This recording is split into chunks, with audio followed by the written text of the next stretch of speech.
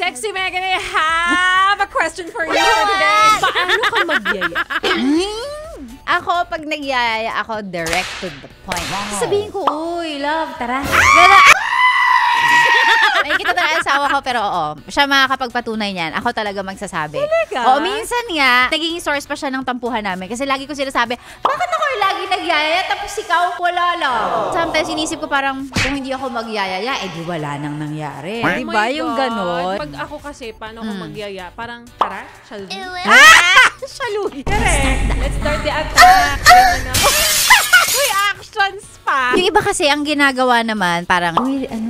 Oo, gano'n. Yung may mga pabebe, which is okay lang din naman. Oo. May ibang yaya naman na talagang nangangalabi. Or yung magpaparamdam. Siguro kasi baka nahihiya sila na Oo. i-direct to the point. Siguro kasi tayo like, tapos na tayo dun sa pabebe era. Exactly. Na parang pag gusto ko.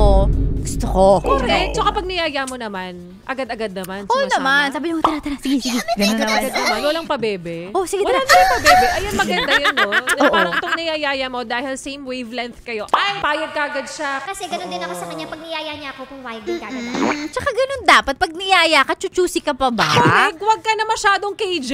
Buti nga niyayaya ka eh. Matakot ka pag hindi na ikaw ang niyayaya niya. Kasi ibig sabihin, Oh my may God. niyayaya na siyang iba! Para sa mga yes friend natin yung nanonood at nakikinig, ano ba itong pinag-uusapan ni Sexy Megan at ni Laika Barista? Ang pinag-uusapan namin ay kung paano ba kayo magyaya ng lakad. Gala, diba?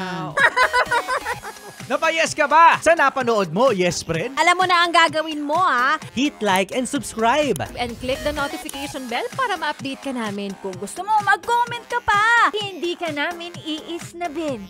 Go, yes, friend.